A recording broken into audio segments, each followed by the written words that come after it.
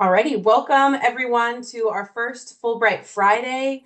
Today's topic is ETA for all majors and careers. My name is Katie Salgado. I'm one of the primary program advisors here at ASU for Fulbright. I work primarily with the ETA applicants.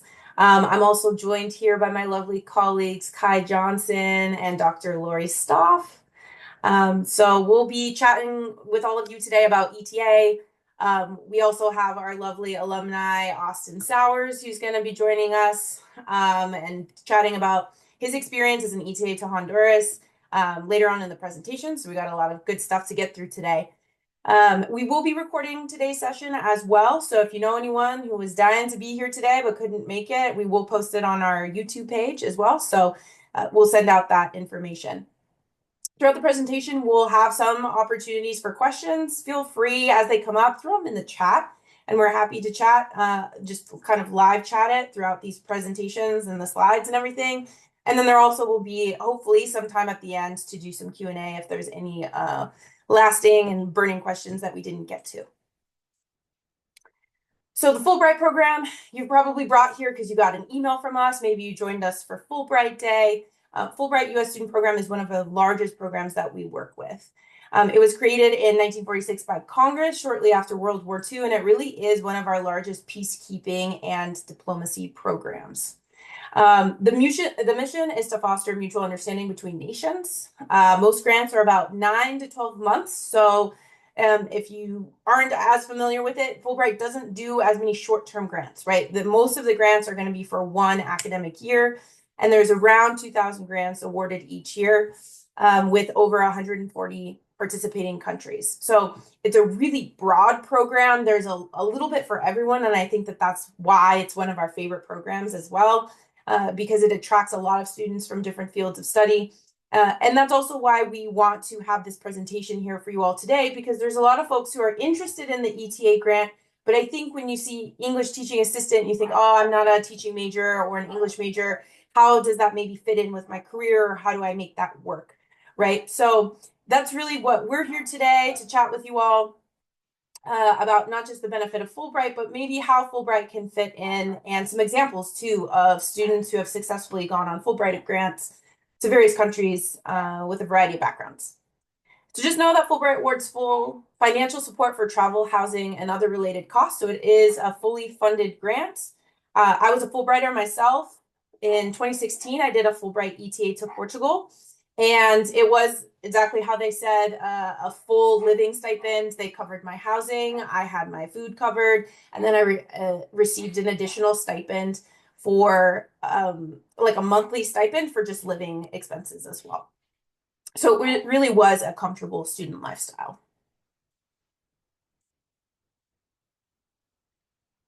There are a couple of different types of awards. And of course, if you have taken a peek at the Fulbright website, you will see that there's a lot of information out there.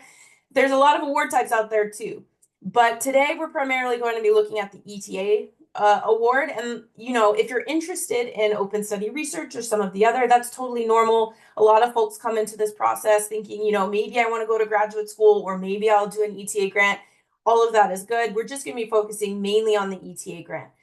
So if you're interested in some of the other stuff, like open study research, what it would look like to conceive a project for an independent research project, we have a bunch of other webinars coming up for our Fulbright Friday menu. I believe it is, Dr. Stoff, is it next week that we're doing conceiving a project? Yeah, so if you're interested in doing an independent research project, next Friday's webinar, same time, same bat channel, will be on how to get that process started, how to start thinking about a project. The following week will be the webinar about if you would like to pursue a graduate degree at a foreign university and have Fulbright pay for that program. And then the week after that will be about how to cultivate your references. And then we'll come back to the conceiving a project. We'll have a part 2 of that for independent research projects to help you kind of get started with the writing process.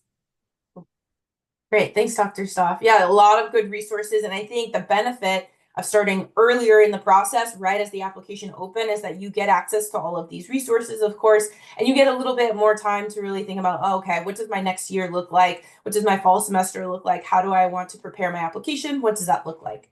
So we're here to help you. Our office helps you from start to finish, starting with, reporting out about Fulbright, spreading the word, getting students interested in Fulbright. But then once you decide to apply, our office, honestly, all of our advisors here, we're all writing specialists at heart. And that's the part of our job that we really love the most, is working with applicants and helping them conceive the project, work on their personal statement. So think of us as like personal trainers almost for your applications to Fulbright. We help keep you accountable, we build community, and it's a really cool process that, throughout it, you'll be able to not only learn more about yourself, really clarify some of your visions and goals, but also meet some other really cool applicants along the way. That's really important to us as advisors and as an office, that you don't feel like you're doing this on an island, but rather that you're actually meeting like-minded people, and we're all supporting each other through the process. So we're excited to work with you on it. Specifically for Fulbright ETA awards, they provide standard Fulbright benefits, like I mentioned, travel, they'll cover your plane ticket, living stipend, etc. Same as study research, 1 academic year. And the idea is that you help teach English language and US culture. Now, for the most part, the idea of a TA is very US centric, TA. You might find that in some host countries, that's normal. They might be familiar with the TA system of having an assistant being in a classroom. But in some countries, some of them are just, they'll ask specifically in their candidate preferences for folks with some more teaching experience to apply. And if that's the case, you'll know right away. And most of the time they're quite upfront with, hey, it's likely you would be teaching your own classroom. And if that's the case, they're upfront about it. So it depends on the country to which you apply in terms of what the actual teaching experience looks like. But for the most part, you're doing 20 to 25 hours of teaching if you're in that kind of TA position. And then you have 20 hours of community engagement, which is DIY. You get to choose what your community engagement looks like. And each country will have a different foreign language proficiency clearly stated on the website as well. So that's something to keep in mind. When you apply to Fulbright, you can only apply to one type of grant and one host country. So you can't be applying to an ETA and a study research, right? You got to choose. So this is also really helpful to keep in mind. Okay, so what are some of the country profiles? What are they looking for? I think we get the question a lot, like, how do I even choose which grant? I could go to grad school, or I could do this, I could do that. I think it's more important to consider, well, what skills do I already have? Maybe take a look at your resume, sit down with a friend with some coffee or tea and just say, well, which skills do I hope to develop further and why, right? So for graduate training, maybe you're trying to focus on a particular method, gain some specific field expertise, right? Which grant will allow me to simultaneously use and develop these skills for my desired future? So if you're thinking about going a more academic route, then sure, maybe an independent study research would be more appropriate. Maybe graduate training would make more sense. I find that the ETA draws a lot of folks who are looking for bridge year opportunities, who are really looking for ambassadorial opportunities as well, in addition to the teaching. It draws a lot of folks who, regardless of their major, have a lot of community-oriented work, community-engaged research, teaching, volunteering, whatever that looks like, right? So as you're just kind of big picture, how does Fulbright fit in with my goals? Maybe just screenshot this or snap a photo on your phone so you can refer to it later. Because I do think that these questions are really helpful to considering which grants if you're between. So you really do want to reflect on the combination and what's it going to be for that long-term goal? Because really Fulbright is like a trampoline, right? It's supposed to springboard you into that next step. And part of that application, when you sit down to write your personal statement, is articulating that to a group of strangers. So I think doing this work on the front end is a very important step. So no matter what you're looking to do in your future, just make sure that everything is aligned with the Fulbright mission, right? Fulbright is interested in establishing mutual understanding through cultural exchange. It's not just teaching. I think a lot of folks kind of misrepresent the ETA as, oh, I'm just there to teach English. No, actually, you are there as a cultural ambassador, and teaching English is a vehicle for that. That is just one of the many tools that you can do to create mutual exchange, to create partnerships, to understand more about your host country, to learn with them, right? It's not necessarily there to just like, oh, let's go teach some kids some grammar, right? Because let's be honest, these host countries have teachers. They have teachers, they have language teachers. They don't need to be importing Americans to do this for them, right? So that's what the really key difference, the nuance for Fulbright and the ETA is that, okay, how can we use English teaching as a vehicle for exchange for that kind of conversation? So the key selection factors, obviously academic and professional qualifications, they're looking for folks, if you say that you want to be a teacher, they're probably going to see if you took teaching courses, or how your GPA aligns with that. They also want to know your interest in the host country and alignment with the long-term plans, right? A lot of folks have never visited the country that they're applying to in Fulbright, but they have done their research on how that fits in, why they're interested in that language, that culture, and more importantly, once the grant is done, how they're going to continue to promote those kinds of cross-cultural relations, specifically with that host country. Because remember, in Fulbright, it's actually a two-part selection process. The first phase is with an American committee, primarily made up of US-based professors, teaching professionals who will read your application and forward it to the host country. It's the host country that reads your application in the second phase and actually chooses you to be a finalist, right? So the reason for the host country has to be strong enough to convince folks in the country that you're going to be a good ambassador for that. And then, of course, language proficiency plays into that. Some countries do not require foreign language proficiency, but if you do have any sort of training, whether it's formal, informal, it can play a role in that as well. And community engagement, like I mentioned, for a lot of the ETA positions, it is a part-time position, and so they expect you to engage in the community in some way. And part of your application will articulate what that looks like. Dr. Stoff, do you have anything to add about key selection factors?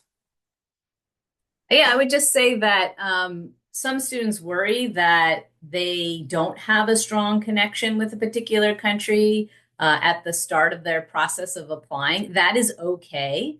As Katie said, as long as you develop that interest and do your research and articulate that through your application, particularly such a way that eventually when you get to that in-country committee, right, which is what we're hoping for, that you convince them that they are the prettiest at the ball, that country is the one that you really have the strongest desire. You have a really intentional reason why you chose it. You didn't just take out a map and throw a dart at it. At the same time, you could also think about places that you do already maybe have a connection to or a very strong interest in. Maybe you've done some coursework or some research, and that could help you to make that really strong argument. And like I said, it's a lot easier to be in this process thinking about what country you want to apply to in March and April than 2 weeks before the campus deadline, right? So that's why it's so important to give yourself this space to really think about it. And that way, when you choose your country, it's all systems go, and you choose your grant type, you know exactly what you want. And it just makes your life so much easier, right? Once you make that kind of first step, it's the first domino to fall. So we get this question a lot about teaching experience, what counts? And I think a lot of folks will have a very narrow definition of teaching, right? Standing in front of a classroom, grading papers, that sort of thing. But Fulbright really broadly defines teaching, and they're looking to cast a wide net so that they can find representatives of the U.S. That actually represent the whole swath of the US geographically, by field of study, by lived experience, etc. So teaching experience, it can be a traditional TA role. So if you were a TA, awesome. It doesn't have to be in English. It can be in STEM. A lot of folks come in with TA experience from their field's specific discipline, STEM, social science, business, etc. I know a lot of folks come in as WPC 101, for example, facilitators or mentoring. Tutoring of all subjects, formal or informal. You know, I have had some students who said, "Hey, I tutor, my neighbor, and I've been tutoring them for 6 years, right, throughout their time in high school or whatever." That's still a very meaningful experience that you can talk about in your application, even if it's just one person, right? You don't have to be teaching the masses in order to be applying to something like Fulbright ETA. And coaching also plays a big role. So if you are a sports coach, debate coach, you coach chess, any of that can be put in your application. And I might even argue that it makes for a very dynamic application as well, because you're able to work with different ages, folks from different backgrounds. And it's really, really, really rich, a great way for us to understand your background and what motivates you to teach. So mentorship roles, volunteer and leadership roles, all that stuff is good. And of course, if you do have formal classroom experience, that's great too. Some folks might have a TESOL certificate, just by nature of their academic training. Maybe they have some experience in curriculum design and grading. We do get folks who apply from TFA, right? Or just who are former teachers who are trying to make a career change. All of that is good. And I think that you just have to look at those country profiles and really think about what are they looking for. I know a few of the applications, a few of the profiles, let's say in Africa, do ask for students to have maybe a background with a master's degree or more experience teaching. And that's because they say in their placements that you're more likely to be teaching on your own rather than assisting someone. So in that case, yeah, that makes sense. I know certain countries also in South America, like Argentina, they have placements in teacher training colleges. So for those reasons, yes, that makes sense that they would also likely give preference to someone who has a TESOL background or maybe is a little bit more experienced in a traditional classroom setting, because you're not going to be teaching other students, but you'd be teaching other teachers, right? But there's a lot of places, let's say, I know Bulgaria has a really awesome high school program, and they have a really cool speech and debate extracurricular program as well, that attracts a lot of students who have tutoring and mentoring experience and who also maybe did debate in high school and college. So you'll find that there's a wide range. And of course, as we do our intake appointments together, we'll also be able to chat with you about some of your country options, how that plays in. Austin, I don't know if you're there yet. Would you want to weigh in a little bit on teaching experience and kind of what teaching experience did you have when you were coming into the Fulbright process? Hey, Katie, can you give me 1 minute Yeah, exactly? no worries. We'll come back to Austin in a minute. He's on the move.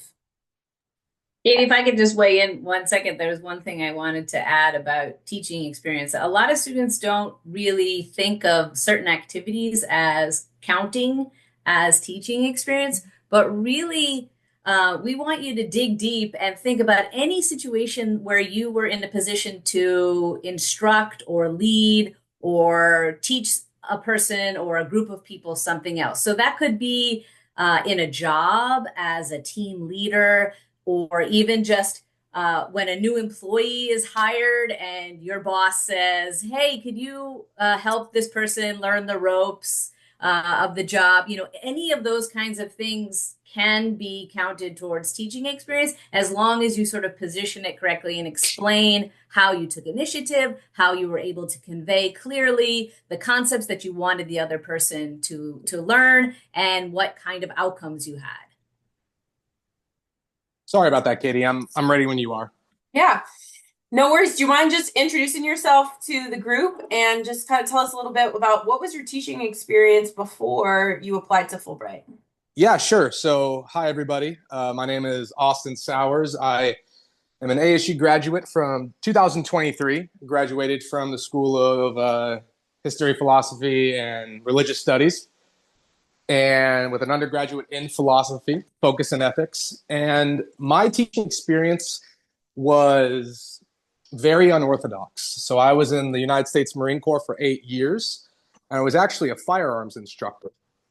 So I have traveled in the military to 7 different countries, teaching pistol and rifle marksmanship to both enlisted as well as commissioned officers, men and women.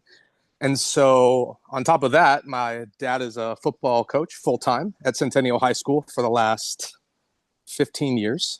And so, I have also assisted him with coaching while I was an undergraduate. And this was my teaching experience. So, I was able to convey that my ability to instruct professionals in firearms, which is a very delicate and dangerous task that requires immense concentration and immense problem solving skills, and essentially the ability to make complicated systems very easy, along with coaching young men and women who played both flag and tackle football. I was able to actually combine those two and present an argument that, I could come in and I would be an effective English teaching assistant. So that was my teaching experience. Katie, I don't know if you wanted me to go down the list of questions that you gave me. Would you like me to kind of talk about all of that? Well, I'll pull it up in just a sec, but Okay. no, that's a really great start, Austin. Thank you so much because I think, yeah, great example of maybe being a bit more creative in your Mm-hmm. approach. And I know we went through a statement of grant purpose quite a few times to really think about your Yeah. academic training as well, of how you could kind of bring that in. But that's Oh yeah. it's If really I great. I'm sorry, I totally forgot about that. That's important. So Katie was a lifesaver for me. We did a lot of one-on-one sessions together, and what I was able to also convey along with this unorthodox these teaching methods, which are teaching methods, but they're not obviously classroom oriented, was that as a philosophy and literature major, we spend a lot of time understanding how to adapt and understand things, which sounds a little uh, silly at first, but when you think about it, when you're learning language, especially here in Central America where I'm at, a lot of times the students don't have a robust way to connect and understand concepts. And in philosophy and literature, you're only dealing in more abstract concepts. So I was able to really uh, build an argument with Katie, showcasing as well with my academic background that I'm able to come in and help teach these kids logically how to problem solve and not only translate things one to one, but also understand what's the greater idea. How am I presenting myself in the second language, which has been I think it's been a great success here. I think I've helped a lot of people. Yeah. And we'll get into that in a little bit too, and I'm really excited to hear about that. So yeah, I mean, look, there's a lot of ways to cut the cake, but readers are ultimately looking for the quality of teaching experience, to Austin's point, impact. Whose lives are you impacting through your teaching, whether it's one-on-one, whether it's in a group setting, whatever that looks like. The purpose and reasoning behind the teaching experience also, does it align, or is it just kind of something that you did for 2 weeks right before the Fulbright deadline, right?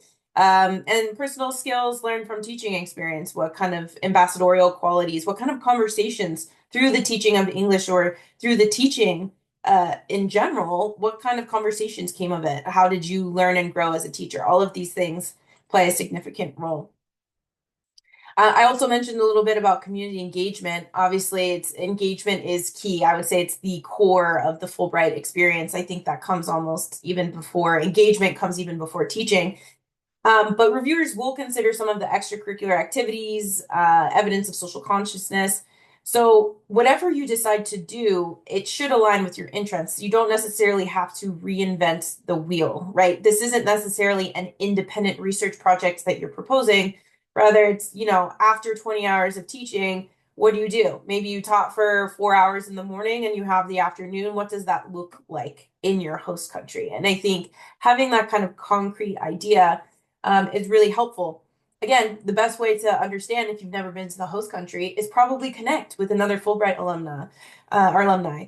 It would be really helpful to understand, what's the realities of the host country of a potential placement, and what could I do, right? I had one student who started off saying they wanted to do a running club when they were applying to ETA India. all girls running club. And, you know, through some workshopping, they kind of changed it, and it acknowledged some of the cultural boundaries that you know what that might affect this implementation, and was able to work it out. And so all of these things, right? You don't have to come up with something too crazy, but it has to be something that's specific to you.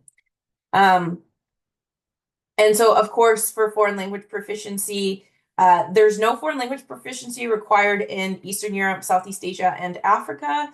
Having a conversational ability is a big plus.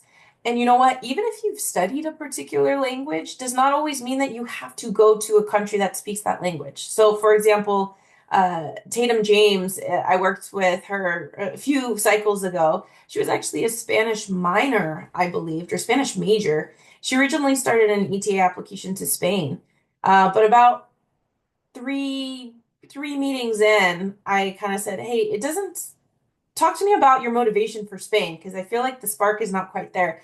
And she goes, "Actually, I spent the summer learning Albanian, and my partner is Albanian, and I just really want to keep studying Albanian, but my major is Spanish." And I go, "Okay, then switch your country," right? And she ended up actually applying to North Macedonia and getting it, and continuing her studies, her language studies of Macedonian, Albanian. It was really, really cool. She ended up creating a really neat application. And again, that's as a Spanish major.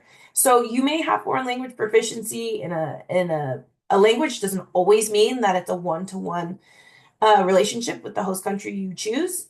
Some folks decide to switch it up, just as long as you have a good reason to. I think that that's the most important. Yeah, and I would also say that having the experience of learning a foreign language in any language, even if it's not one that has anything to do with the country that you're going to, is a great way to demonstrate that you understand the challenges and obstacles and the strategies that go into studying a foreign language. And you can really use that in order to promote yourself as somebody who would be good at teaching other people a foreign language. Yeah. And I like to put this example up just to see how broad, you know, and the depth of field of study that ETA tracks. This is a student I worked with. You know, this was actually one of the first cycles I worked with, but this was a student who was an accounting major. You know, and so when you think of accounting, very rarely do you think of English teaching along the same lines. But they actually applied to Estonia, and the reason for Estonia was because Estonia has an amazing taxation system, and they were actually all digital. They have this really, really cool reason for Estonia. So I just want to read aloud really quick a synopsis of their community project and what they wrote for plans upon return to the US. So for their community project, they said, "I will engage with my Estonian communities in ways that combine service and business, in addition to exploring Estonia's versatile artistic heritage. I will volunteer in my community, likely at a women's shelter. I'll also hold community workshops to develop the soft skills used in the United States business culture. As a lifelong dancer, I'm excited to take Estonian folk dance classes and attend the Sido Folk Festival to celebrate Estonia's strong national identity rooted in the arts. I will earn a PhD in accounting and teach at my university. Therefore, being an ETA is an essential next step in developing as an educator and communicator to international business students. I will research the effect of global taxation systems, a topic in which Estonia is noteworthy given the nation's revolutionary digital taxation system reporting 3.0. My experience as an ETA in Estonia will provide me with a culturally sensitive perspective as I contextualize the system in my research." So just kind of, what are your initial thoughts, Austin and Lori, about this particular students, how they're framing their reasons for the host country and how it fits in with their background? Dr. Stoff, do you go ahead, please? So what I really love about this is that they've demonstrated that they have a really sincere interest in the country, right? It doesn't come off as artificial at all. It really seems like this person has done a little bit of research, and even if they're not incredibly familiar with the country, they know some elements of the culture. That is a fantastic way to position yourself, again, as somebody who is going to convince the committee that the country you've chosen is the prettiest at the ball, right? The one that really you have a lot of sincere interest. But then even better, they make it connect to their own interests. And even though that might not be the first thing you think about when you think about Estonia, right, is taxation, it is absolutely something that's important to every nation state and shows how the experience is going to be something that's going to benefit the applicant beyond the experience, right? They're going to take something away from it. So, in other words, what they're showing is they're bringing something to the table where the country will benefit from having them in their space by contributing to this mutual cultural engagement, by doing the work in the women's shelter, which is a fantastic community engagement project, and then taking something away from it. Likely they'll come back and say, I want to teach everyone how to do Estonian folk dances. And look what I learned about the way they undertake the taxation process, which is something we could maybe learn and apply to our own systems. And I will take that away into my future study. So it kind of does both, the job of both, of showing how it goes both ways. I personally, I think it was incredibly interesting and creative. Extremely, extremely professional.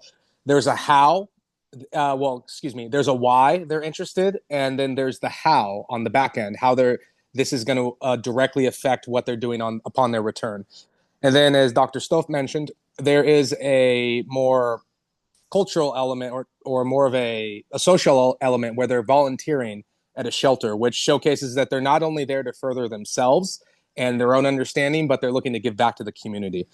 And as Katie mentioned at the start of this presentation, Fulbright, especially if you're going to a post country, an embassy ran country where there's no committee, they want to see how you're going to give back, because it is an international exchange program. You're not just here for yourself. So by combining a professional and a personal narrative together, I would say, or maybe personal and professional goals, they've just got a good blend. It's not just too heavy on either side. And mind you, this is a nice, pretty package with a bow on top. This took many, many drafts to get there. And this was also pre-Chat GPT. So you can tell that they put a lot of work into making something sound this pretty. And that's often what good writing does. It's very simple, it's clear, it's concise, and it gets the job done in so many words. So I like to put this example on here just because we get a lot of students. In fact, the majority of students aren't teaching majors or even wanting to be career teachers who are applying to ETA, but they have a lot of skills. So I think that's what our point here today, if you take anything away, we're really looking for folks who are seeking to develop new skills and sharpen existing ones, right? You may have multiple majors, interests, or talents to share with your host community. That's a good thing. We're looking for folks with multiple ideas and talents to bring to the table. And ultimately, it does require some flexibility. Looking for folks who are flexible, curious, and eager to promote cultural exchange, whatever that looks like, right? I remember the first couple months I was teaching, there was a strike at my school, and so it was really difficult for me to actually teach, and I didn't have any classroom time. So I had to go to the front desk folk and asked if I could have the keys to the classroom after hours so that I could teach night classes to the community, because I couldn't teach the students at my school because there was a whole strike.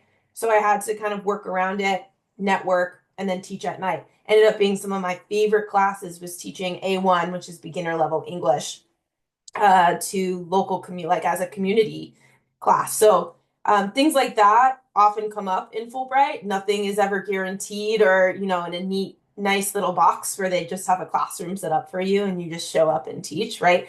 A lot of times you have to make things work. So that's why the kind of multidiscipline, the flexibility, that's where it comes in, and that's what makes the grant so enriching.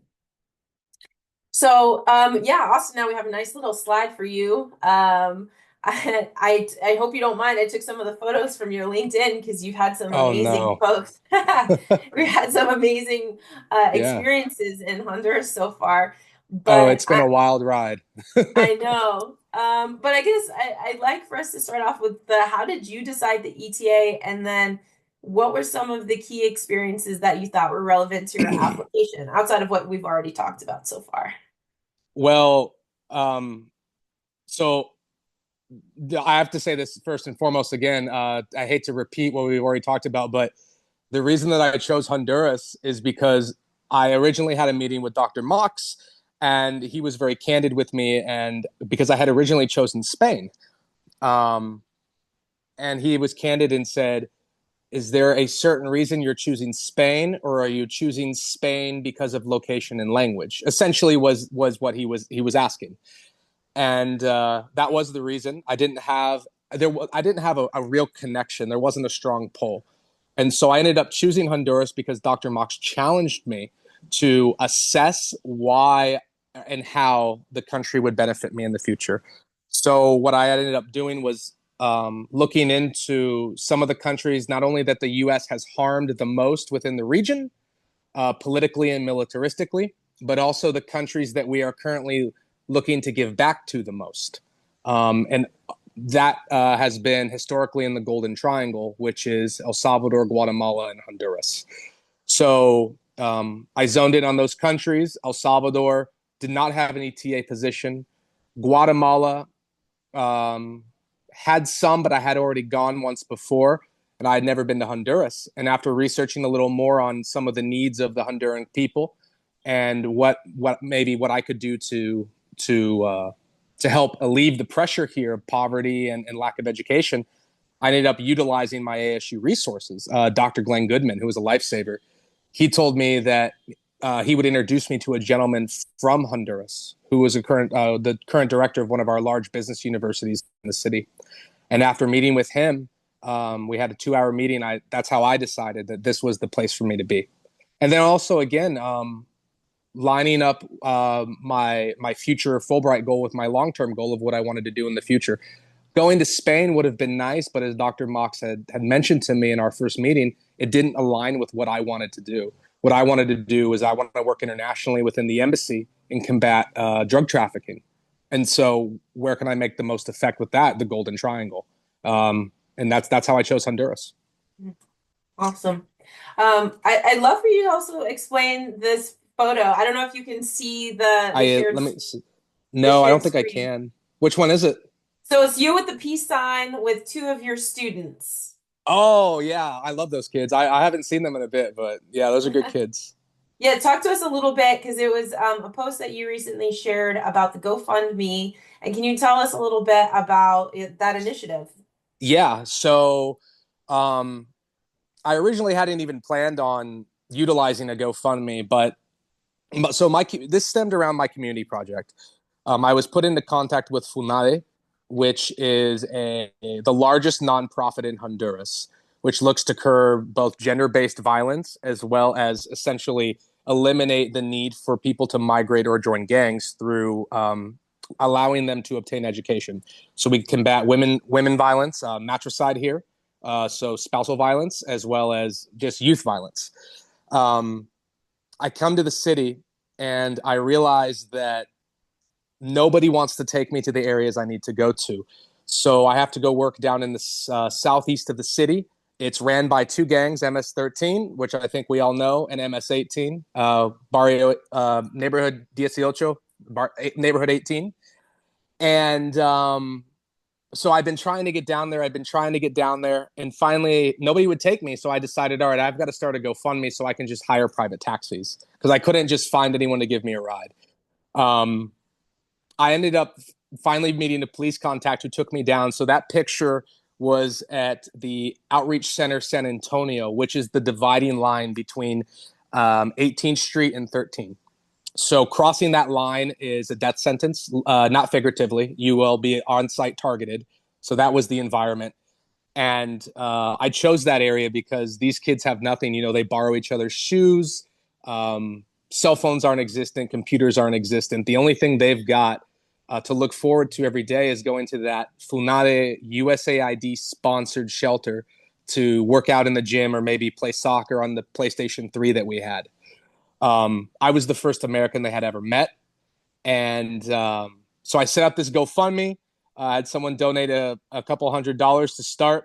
I used that to grease the groove of a police officer giving me a ride down there because he's not supposed to, but he knew me from the school because he was taking night classes.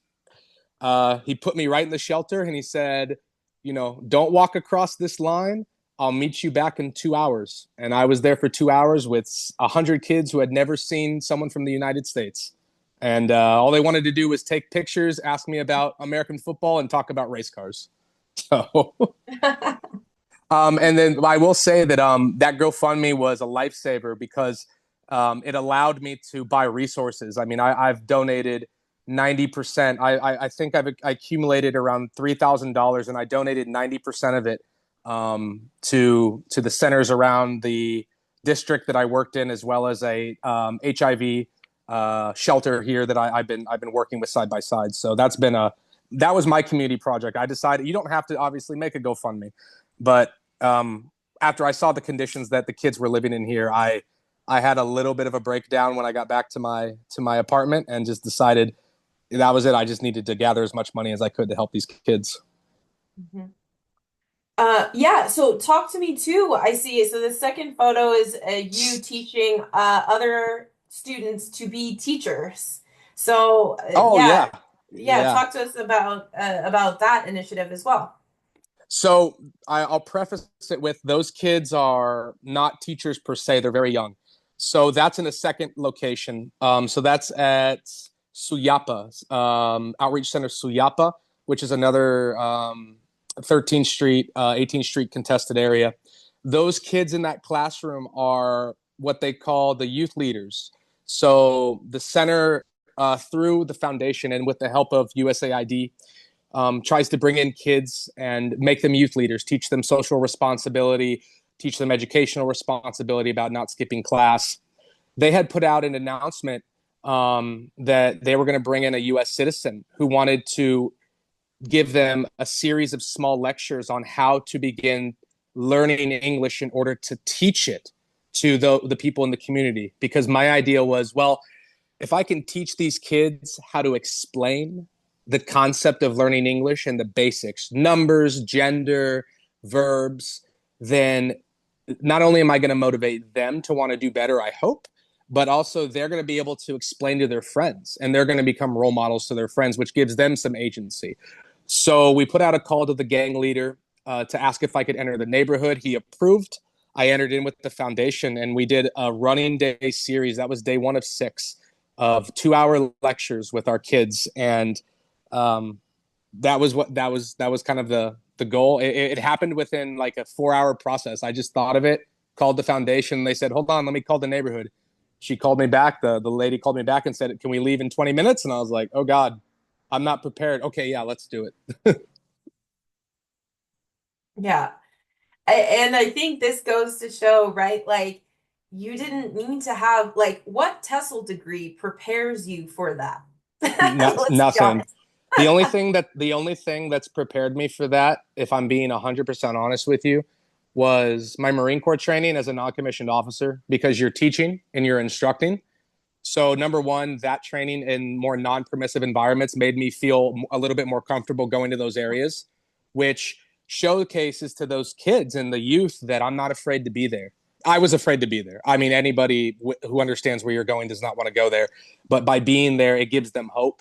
And number two, my background in liberal arts. I mean, in literature and philosophy, my seminar courses of having to use Socratic methods. Like that's the only way, because a TEFL degree, as you just mentioned, is not going to, it's going to teach you more, like give you ideas on how to teach from a whiteboard, but you can't really teach from a whiteboard per se with kids that, don't have resources. So you got to become really creative. Yeah. Yeah, the creativity is really the biggest part. And I think, and again, that's not anything negative to say about TESOL. It's just Mm-hmm. that TESOL can be a tool, right? But Yes. it's not always going to prepare you for the context. And I will say, Honduras, the placement, you knew that it was going to be this kind of placement too. Yep. That maybe a more risky placement. Obviously, not every Fulbright placement is going to be that way. And more likely than not, you were chosen for this placement because of your background in Yep. contested areas where they knew that you could handle it. Mm-hmm. Well, I will say this, not to scare anybody. I one of the reasons I chose Honduras was because of the gang problems here. Um, I grew up in South Phoenix. I was in the Marine Corps. I deployed to Afghanistan and Iraq. So these environments are not anything I shy away from. I was excited to be to be a role model. This is not the norm. There are 99% of the places that you go to will not have any sort of situation like this. I chose to and I actually asked the embassy. They had asked me where I wanted to be placed. There's plenty of safe places here. I had asked for this specific assignment, I should say. You're not going to get dropped into a place that's dangerous. Yeah. They look out for you. And number two is I did meet with the embassy when I entered in the country. I met with the embassy the first day, and they wanted my assurance. They said, "Are you sure you want to be placed here? We've chosen you for this reason, but we want your approval." So you are taken care of, especially in a post country. The embassy has your back. They have all the resources you need, and they're not going to leave you out high and dry unless you choose to be. So I just wanted to say that as well. Yeah, I think that's very fair. And I remember even when I was in Portugal, I was in a very, very small town. But there were some crazy wildfires the year that I was in during my grant that was actually close to my area. And I remember the embassy was texting me, calling me, making like doing updates and all of that stuff during the wildfires that were in Portugal. So yeah, the embassy does have your back. They have a lot of resources for Fulbrighters. And again, they take all of that into consideration. If you have any medical needs, if you have anything that is required as, you know, during your grant, they take that into consideration always. So that also is something really important for you to look at if you're feeling more adventurous, right? If you have a background that's well suited for more remote placements, right? Then that's great. Like that, I think that's a wonderful option for Fulbright.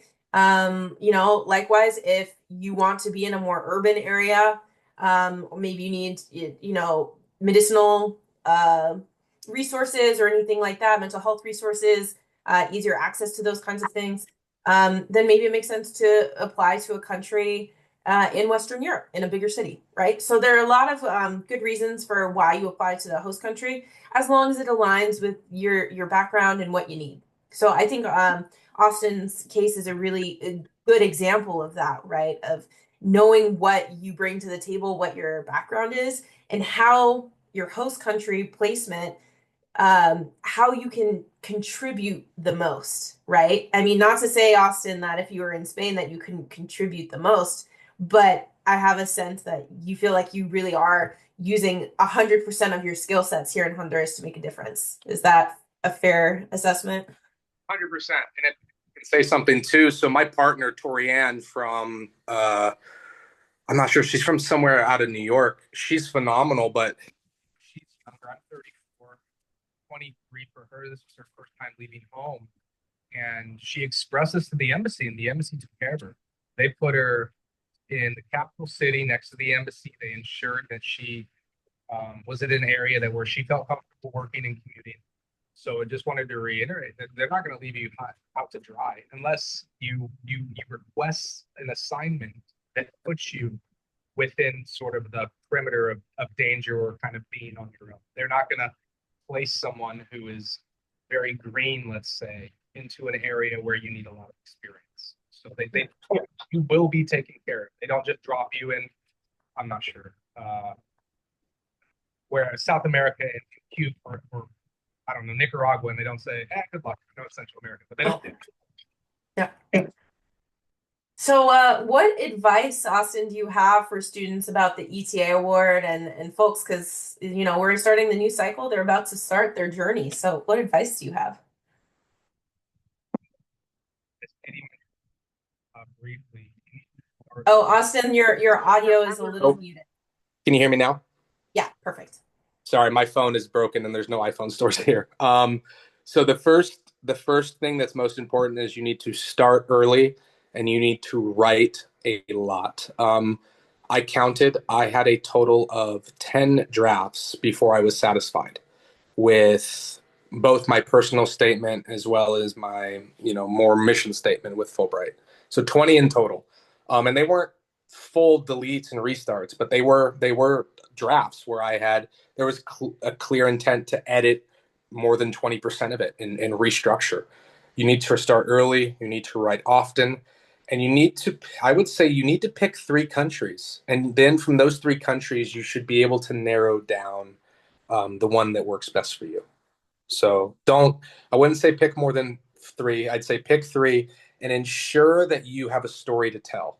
You can tell your story about how your life experiences have prepared you for that country, and what are you going to do with it?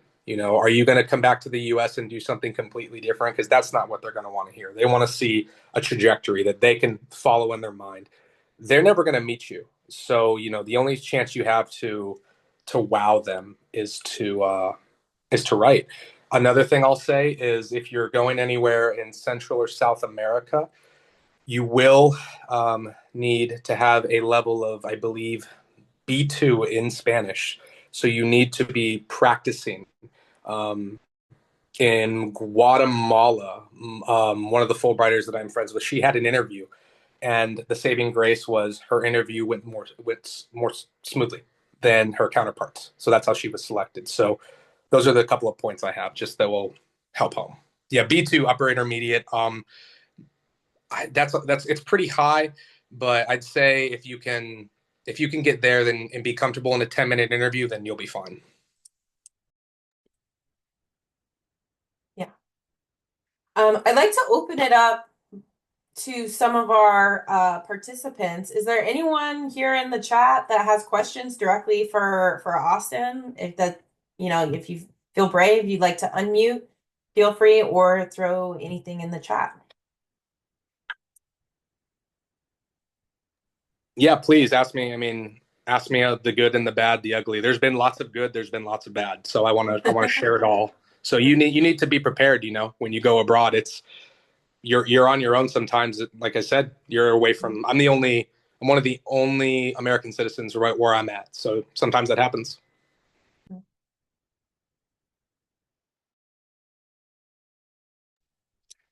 Hi, Austin. Thank you for giving us your time today. I had a couple questions. One, could you give us an example of what, like, one of maybe your impromptu like English lessons were? Like, were you and how you were creative to get them to learn without like whiteboards or resources like that? Um, and then two, another question is, I guess when deciding and coming up with your community service kind of programs, how do you avoid feeling like you are or sounding like you are just some American savior coming in to start some big program that's going to help everybody, you know? So those are my two questions. Again, thank you for your time and all that. Oh, thank you. Okay, so for number one, the I think the funniest one I did, I can't remember what is it called? Mad Libs. If anyone is old enough to remember Mad Libs, I was I went to work at I work at a private high school currently. Well, I split my time, but 10 hours a week I'm at a private high school, and um, one of the teachers was sick. And so the director walked in and said, I need you. I know that you're part of the State Department program here. I need you to fill in for 1 hour with these kids. And I was like, oh, okay. And they were B1 level, so low intermediate.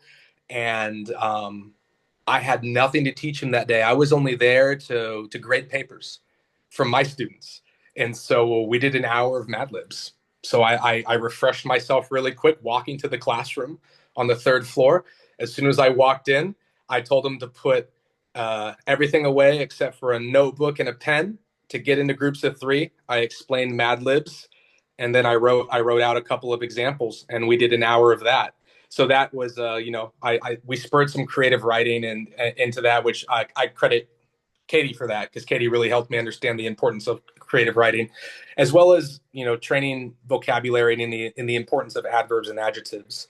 The second example I have off that first question is I was invited to give a do's and don'ts, which I'm not a professor per se, but I was invited as a professor to give do's and don'ts. So I pulled personal experience from my language journey, and I went through several sections of students, and I gave them 6 examples from my past of things that I did wrong in my language learning, which I imparted to them.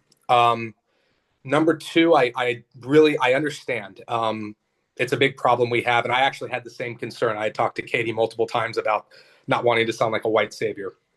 But I would say that in order to do that, you need to hone in on one of the biggest challenges in your community, and then you just speak to that challenge directly rather than giving an overview.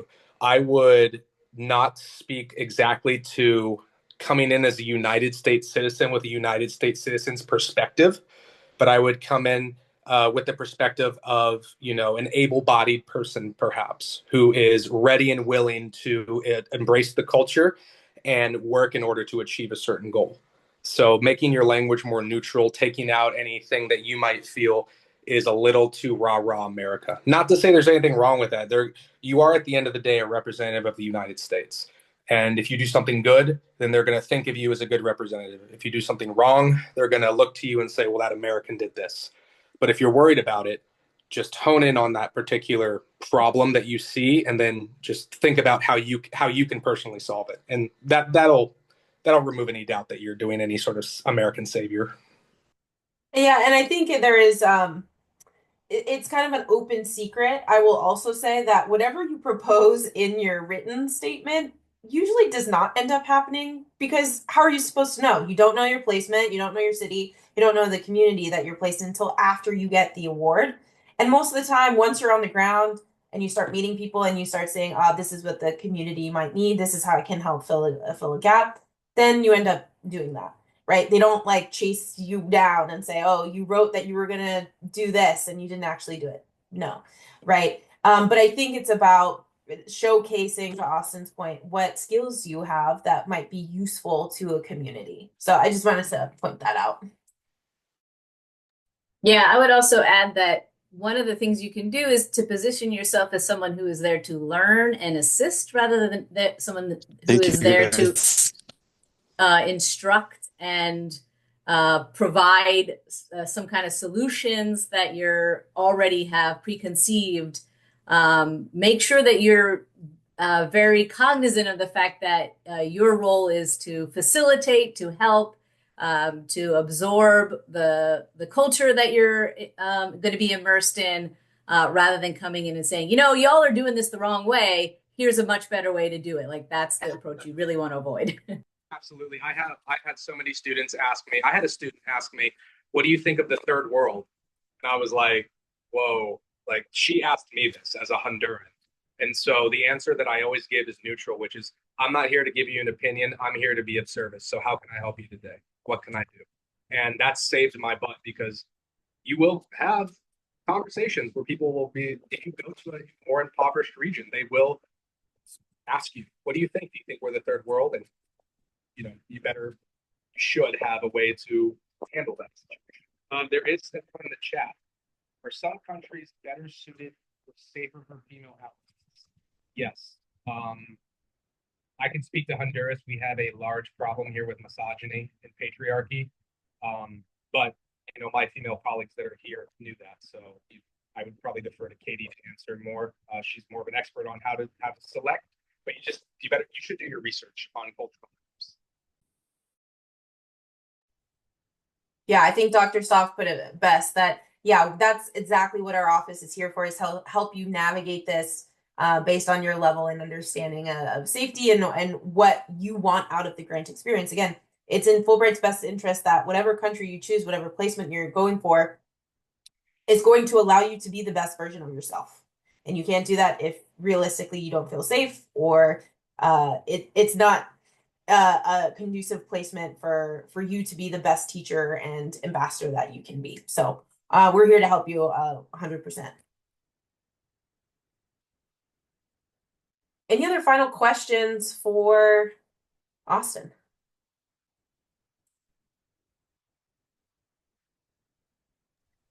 There's got to be somebody.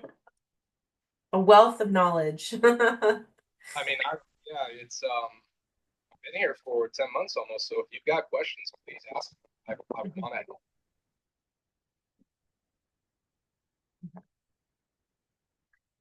Well, they also have your WhatsApp in the chat, so that's also a great place if you decide to, a question pops into your head after this and you're like, oh, I wish I could have asked Austin that. feel free. Our alumni in general, very, very generous with their time and expertise. So strongly recommend. On the Fulbright website, under alumni, there's actually a whole grantee directory where you can see a list of students based off of their grant type and their university. Usually you can hunt down Fulbright alumni also on LinkedIn because everyone likes to put it in their LinkedIn profile. So it's pretty easy to find that. So that's also a great way to do your homework as well. So strongly recommend that you reach out to Fulbright alumni as you're looking through your countries and do some informal interviews. Just catch them on Zoom or over WhatsApp and pick their brain about the placement. And I think that's really the best way to understand if it's going to be a placement that's right for you.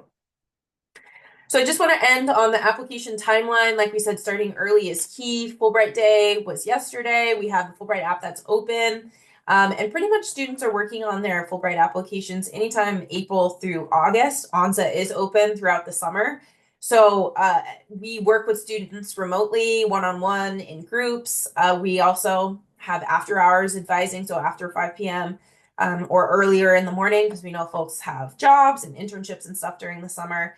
So we are quite flexible to help you as much as we can. And, we know people are on different time zones too. I work with students as they're in like Taiwan and all over the place. Australia, they're like, it's morning when it's night and all of that. It's the next day. But we're really excited to help you on your application. So just know that the sooner you get in with ONSA, the better.